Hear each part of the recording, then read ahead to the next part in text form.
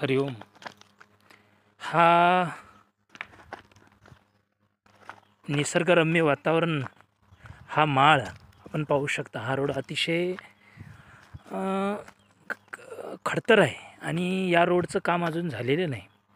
आणि या रोडचं काम जवळपास 30% किंवा 50% झालेलं आहे. आणि आता रोडचं काम जवळपास 75% व्हायचं राहिलेलं आहे. जवळपास या रोडचं काम आता या 2-3 वर्षामध्ये होईल. आणि हा डोंगराळ भाग आहे. हा लिमटोक, इथून खाली निमटोकचा शिवार, म्हणजे निमटोकचं पूर्ण आपल्याला शिवार पाहायला मिळते. आणि हे महादेवाचं मंदिर वरील डोंगरावर पण आपल्याला इथून दिसू शकते. ते आपण बघू शकता. बघा, महादेवाचं मंदिर एकदम. आणि हा पूर्ण झाडीचा भाग, म्हणजे घनदाट जंगल आहे. या जंगलातून रोड खाली लिमटोककडं होणार आहे. आणि या डोंगरामध्ये हा निसर्गरम्य वातावरण आहे आणि हे पाहण्यासारखं ठिकाण आहे. जवळपास कित्येक वर्षापासून या रोडचं काम रखडलं गेलं होतं. ते आता सुरू झालेलं आहे आणि ते काही दिवसातच पूर्ण होणार आहे. आणि हे घनदाट जंगल आपण पाहू शकता. सर्वत्र ठिकाणी अतिशय दाट झाडी आहे. आणि या दाट झाडीमधून ह्या रोडचं काम पूर्णत्वाकडे होत आहे. आणि असं अजून बरंच काम राहिलेलं आहे, अजून पूर्ण झालेलं नाही. खूप या डोंगरावर सुद्धा जमिनी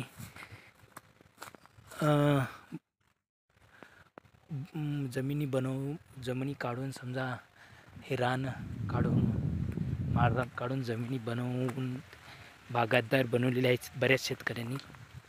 आणि ही पाहण्यासारखं ठिकाण आहे. अतिशय निसर्गरम्य वातावरण आहे. या रम्य वातावरणामध्ये अतिशय आपण बघू शकता, सुंदर आहे. आणि या जंगलामध्ये खूप मोठे हिंस्र प्राणी सुद्धा असू शकतात. इतकं घनदाट जंगल आहे. या घनदाट जंगलामध्ये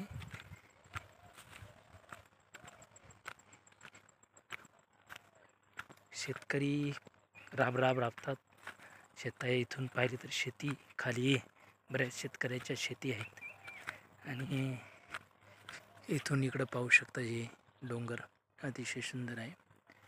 आणि सरकारने सुद्धा या रोडसाठी लवकरात लवकर लक्ष देऊन काम पूर्ण करून घ्यावं, अशी सरकारलाही विनंती आहे. आणि जवळपास या निसर्गरम्य वातावरणामध्ये तुम्हालाही करमल असं पाहण्यासारखं ठिकाण आहे. आपणही पाहू शकता, सर्वत्र ठिकाणी हिरवीगार दाट झाडी आहे. अतिशय पाहण्यासारखं वातावरण आहे. आणि या वातावरणामध्ये रोही, हरणं, मोठमोठे हिंस्र, लांडगा, कोल्हा असे प्राणी पण असू शकतात. आणि या जंगलामधून शेतकरी कष्ट राबतात. शेती पूर्ण करून शेतकऱ्याचं जीवन अतिशय खडतर आहे. खरं पाहिलं तर शेतकऱ्यांना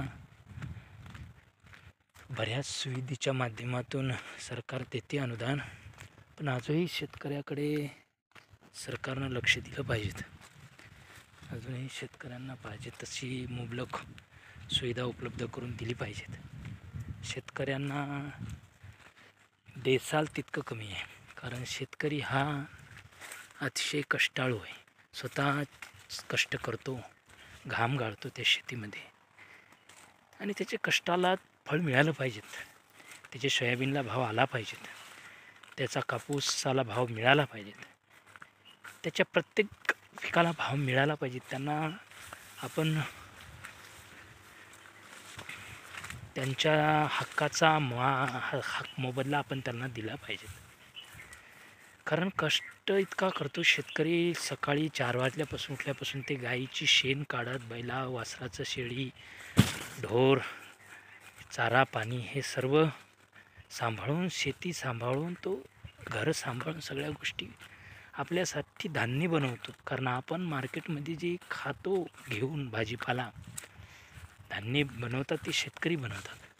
त्यांच्यापासून आपण विकत घेऊन हे सर्वत्र आपण त्यांच्या कष्टाचं आपण विकत घेऊन उदरनिर्वाह आपण चालवतो. म्हणजे पैसे देतो, म्हणजे आपण त्यांच्यावर उपकार करत नाही, पण एक त्यांच्या कष्टातून त्यांनी मिळवलेले असते. आपणही कष्ट करतो, पण आपल्याला शेतकऱ्या इतके कष्ट नाहीत. म्हणून शेतकऱ्याच्या कामाला यश मिळावं, बळीराजाचं राज्य यावं. आणि हा बघू शकतो आपण पाहण्यासारखा हा डोंगर आहे, वर पूर्ण माळ आहे. या माळावर सुद्धा शेतकरी राहतात. खाली इकडं बघू शकतो आपण पाहण्यासारखा डोंगर आहे. खाली गाव निमटोक आहे, वरी महादेवाचं मंदिर आहे. आणि हे शेत आपण बघू शकता, शेतकऱ्यांनी कष्टामधून हे डोंगरावर सुद्धा माळव लावलेला आहे. आणि हे कारल्याचा येल आहे, कारल्याचा बाग. वरी पाहतो आपण दोडक्यांचा बाग आहे. वर माळात सुद्धा त्यांनी खूप चांगल्या प्रकारे शेती केलेली आहे. बघू शकतो बघा, डोंगरात सुद्धा कापसाची लागवड केलेली आहे. आणि खाली सुद्धा आपल्याला बघायला मिळते. हे पहा, इकडं शेतकऱ्यांनी मिरचीचा बाग आहे, अतिशय डोंगरामध्ये लावलेला आहे, लागवड केलेली आहे. इकडं वांग्याचा बाग आहे. जवळपास आपल्या या डोंगरामध्ये शेतकऱ्यांनी कष्ट करून शेतीचं उत्पन्न काढलं आहे. खरं पाहिलं तर या शेतकऱ्यांचं जीवन खूप खडतर आहे, कष्टाचं आहे. अशा प्रकारे या शेतकऱ्याला सरकारने थोडं प्रत्येक त्यांच्या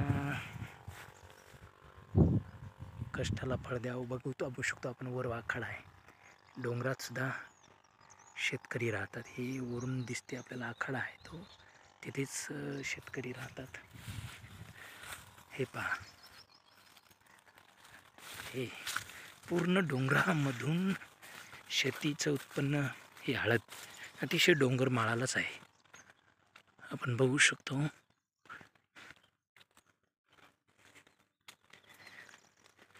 या शेतीमध्ये खूप कष्टानं माल काढतात शेतकरी. लेकरा बाळासारखं जपून त्यांना खत पाणी सगळं व्यवस्थित पुरवले जाते.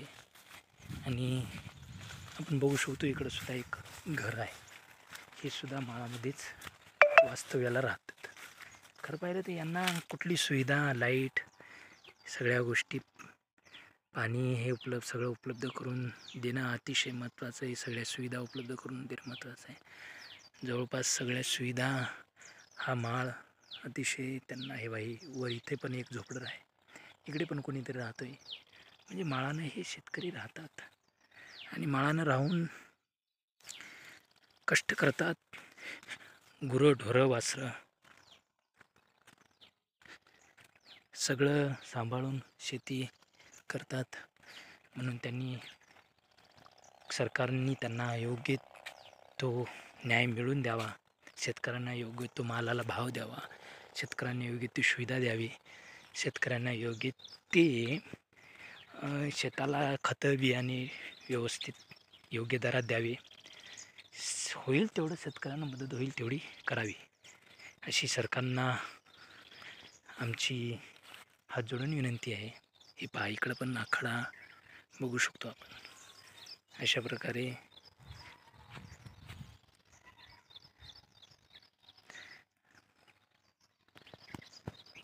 मी पण एक शेतकरीच आहे, त्या माध्यमातून हे शूटिंग काढण्याचा प्रयत्न केला.